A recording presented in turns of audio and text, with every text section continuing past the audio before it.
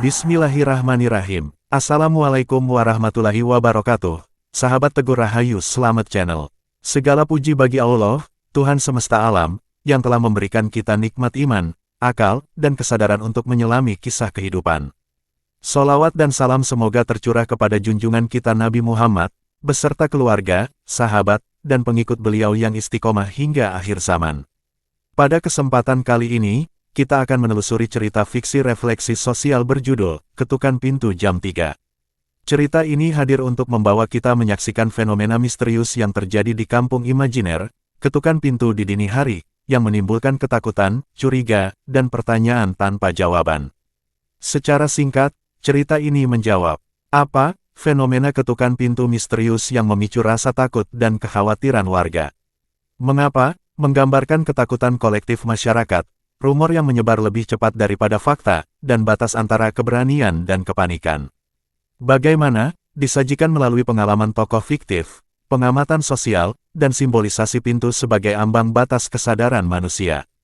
Kapan? Terjadi pada dini hari, waktu yang biasanya tenang namun menjadi momen refleksi dan teror, memperkuat dramatisasi suasana.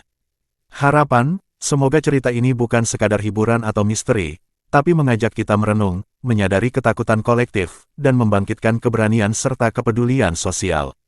Sebelum kita memasuki narasi, perlu disclaimer, semua tokoh, nama, tempat, waktu, dan kejadian adalah fiktif, superset, dan comot belaka. Tidak ada kaitan dengan orang atau peristiwa nyata. Cerita ini murni untuk refleksi sosial dan pembelajaran. Untuk itu mari nata niat jernihkan pikiran, sucikan hati, yuk kita simak dengan bismillah. Selamat menikmati, semoga bermanfaat dan membuka mata hati kita semua. 1. Malam ketiga jam 3. Malam itu sunyi, terlalu sunyi untuk sebuah kampung kecil yang biasanya terdengar suara motor dan gonggongan anjing. Jam dinding menunjukkan pukul 3.00. Angin dingin masuk melalui celah jendela, membawa aroma hujan semalam. Lampu jalan memantul di dinding rumah, tapi tidak cukup untuk menembus gelap yang menumpuk di sudut rumah. Tiba-tiba terdengar suara keras, tok, tok, tok, di pintu depan rumah Sulastri, ibu rumah tangga berusia 40 tahun. Setiap ketukan menimbulkan gemuruh di dada.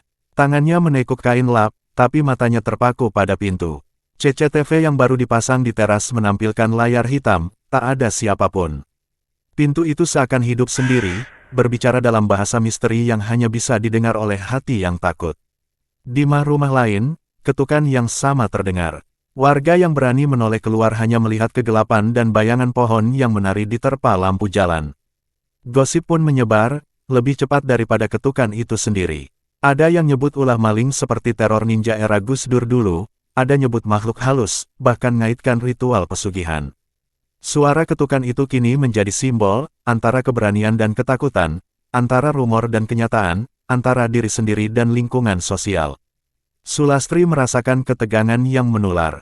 Tetangga sebelah rumah menyalakan lampu, menatap ke arah jalan dengan wajah pucat, anak-anak sembunyi di kamar, gemetar, dan nahan napas. Pintu rumah bukan lagi sekadar pelindung, ia jadi batas antara dunia aman dan yang tak pasti, antara kesadaran dan kepanikan. Dalam hening itu, Sulastri menutup matanya sejenak, mencoba nenangkan diri. Ia sadar, ketukan pintu ini bukan sekadar suara dari luar. Ia mengetuk nurani semua orang, mengingatkan rasa takut bisa lebih mematikan daripada ancaman nyata. Rasa takut membuat orang saling tuding, saling nutup hati, dan terkadang melupakan kebenaran yang seharusnya mereka cari. Tok, tok, tok, suara itu kembali. Kali ini lebih keras, lebih dekat, seakan ngetuk langsung ke relung hati. Sulastri nahan napas, dan di sanalah ia sadari sesuatu yang menakutkan sekaligus menyedihkan. Yang paling menakutkan bukan apa yang datang dari luar, tetapi pintu kesadaran yang tetap terkunci dari dalam. Malam itu, ketukan pintu tidak hanya mengetuk rumah, tapi juga nurani masyarakat yang terjebak antara takut dan penasaran, antara berani dan pasrah. Hening kembali, tapi ketukan itu tetap bergaung dalam pikiran Sulastri. Ia tahu, malam ini baru permulaan. Apa yang tampak misterius itu hanyalah bayangan dari rasa takut yang lebih besar, dan masyarakat harus menemukan keberanian untuk membuka pintu, bukan sekadar nunggu jawaban yang tak pernah datang. 2. Ketakutan bak teror ninja menular. Sejak malam pertama ketukan itu terdengar, ketakutan mulai menular seperti api. Tidak hanya di rumah Sulastri, tapi juga di seluruh kampung imajiner yang tersebar di ujung jalan sempit, di mana lampu jalan berkedip lemah, dan pohon menunduk seakan ikut menahan napas. Warga yang sebelumnya tidur nyenyak kini terjaga, menatap jam, menunggu ketukan berikutnya.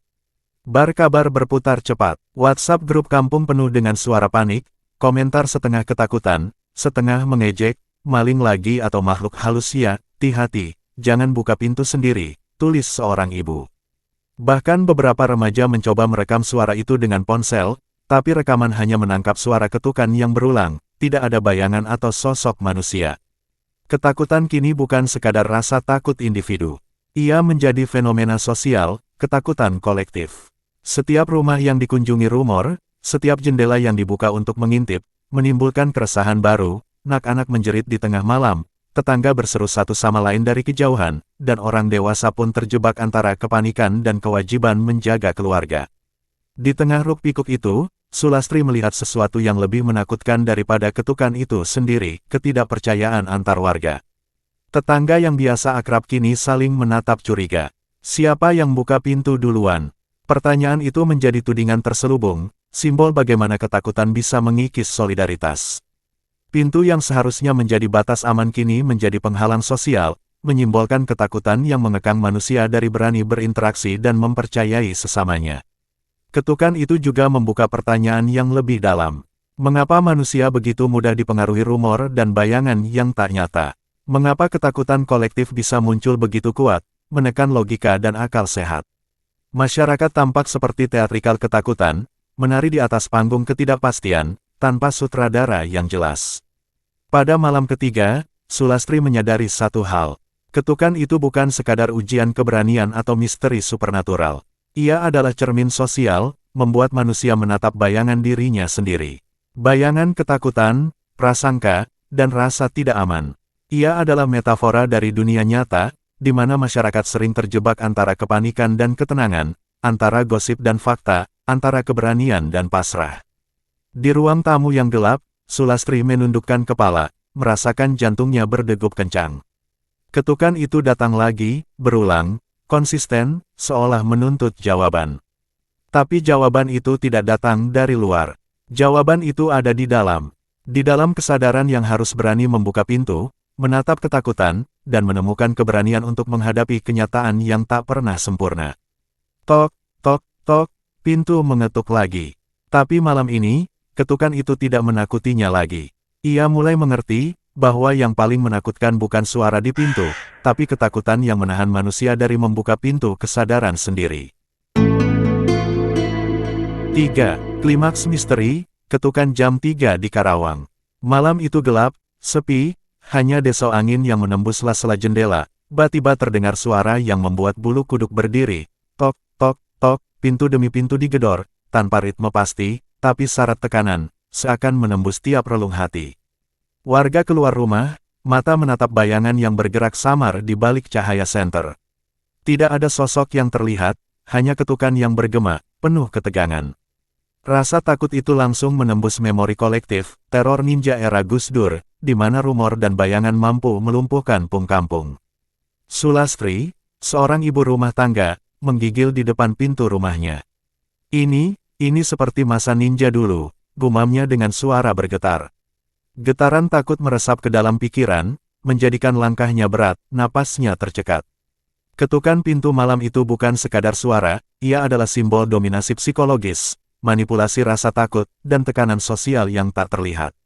Yang membuat malam itu semakin paradoksal, ketukan terus terjadi jam 3 pagi, di Karawang, nyata, bukan sekadar bayangan masa lalu. Media lokal menyiarkan kabar itu ke seluruh negeri. Laporan itu menegaskan bahwa apa yang awalnya terdengar seperti khayalan, legenda, atau teror psikologis, benar-benar terjadi. Warga yang membaca berita itu terguncang. Ketukan yang dulu hanya terasa sebagai gema masa lalu, kini menjadi fakta yang membingungkan, bagaimana mungkin sesuatu yang terasa seperti legenda muncul sebagai kenyataan. Misteri itu bergelora, mengaburkan batas antara imajinasi dan realitas. Ketukan terus membekas di hati, menantang nalar, menumbuhkan paranoia, sekaligus kekaguman akan kekuatan ketakutan kolektif.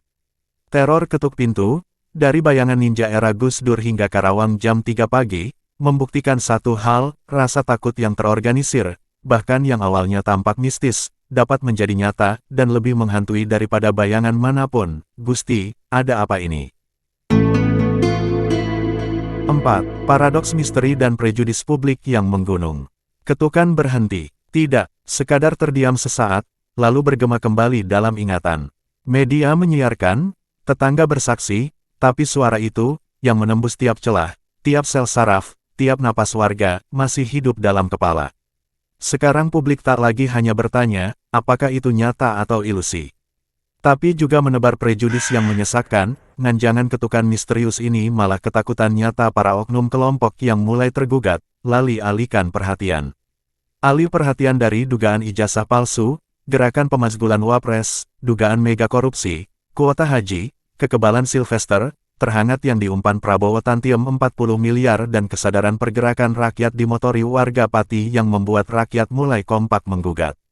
Pertanyaan demi pertanyaan menumpuk. Jika manusia biasa mengetuk, mengapa tak ada jejak? CCTV, polisi, tetangga, semuanya seolah diabaikan.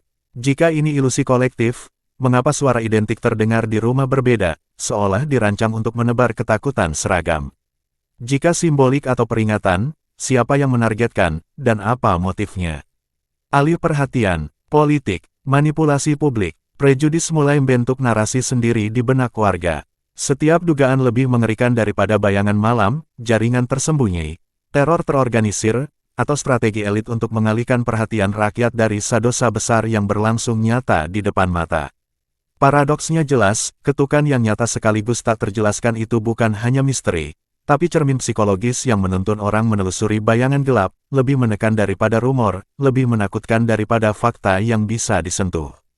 Di ujung halaman ini, satu hal mengerikan terasa nyata, publik menatap, bertanya, dan membayangkan.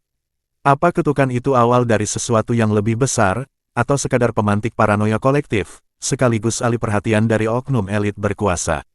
Setiap detik nunggu jawaban yang mungkin tidak pernah muncul, namun terasa lebih nyata daripada fakta itu sendiri.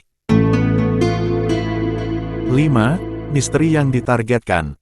Ketukan misterius yang lagi viral di Karawang bukan sekadar suara di malam hari. Fenomena ini memunculkan paradoks, antara nyata dan ilusi, antara ketakutan kelelahan kejenuhan yang muak disuguhi kebohongan yang gal-ugalan dirasakan rakyat dan logika yang bisa menjelaskannya. Beberapa kemungkinan muncul, meski belum dikonfirmasi secara ilmiah. Ilusi auditori akibat kelelahan atau setengah sadar saat dini hari, gangguan fisik dari getaran kayu atau bangunan, hingga sumber eksternal seperti hewan atau lalu lintas. Namun, yang tak kalah kuat adalah sugesti massal, karena berita ini viral, warga menjadi hiperwaspada, dan ketukan acak pun digubah menjadi mistis dalam benak kolektif. Rasa lelah rakyat, yang sudah jenuh disuguhi kebohongan oknum elit penguasa berkepanjangan, menjadikan ketukan itu lebih dari sekadar bunyi. Ia menjadi simbol ketidakpercayaan dan ketidakadilan, menyatu dengan dugaan-dugaan mulai, ijazah palsu yang mulai mengerucut, erakan pemakzulan Wapres, korupsi kuota haji si Yakut dan mega korupsi lainnya mulai kebuka semua, kebalnya Sylvester, dan kasus kebangkitan persatuan rakyat yang dicontohkan Pati, rakyat yang mulai kompak menggugat angkara oknum penguasa zolim. Misteri ini memunculkan prejudis yang menggunung, siapa yang mengetuk, untuk menutupi apa, dan siapa yang diuntungkan dari rasa takut ini. Suara ketukan jam 3 pagi yang muncul di media menjadi klimaks paradoksal, nyata, tapi misterius, menuntun publik, pada pertanyaan, yang lebih mengerikan, daripada jawaban yang tersirat. Misteri ini bukan akhir, tapi titik awal refleksi, dan curiga kolektif, yang semakin menguat, dan siratan telah brainstorming simpulannya menuntun. Pertanyaan bisa jadi adalah jawabannya. Lokasi fenomena viral ini terjadi di Karawang. Apa? Ketukan pintu keras di pagi hari jam 3-an, tanpa ada orang saat dicek CCTV. Mengapanya? Kombinasi kemungkinan alami akustik, kesadaran plus sugesti sosial. Bagaimananya? Terjadi dini hari di lingkungan sepi, menimbulkan rasa takut dan penasaran, itulah yang bisa jadi targetnya, maka, kata seorang husuk, yang alim. Ketahuilah, kebenaran itu seperti cahaya, semakin disembunyikan, semakin tampak pada yang sabar menunggu dengan tetap bergenggam iman. Ibnu Khaldun.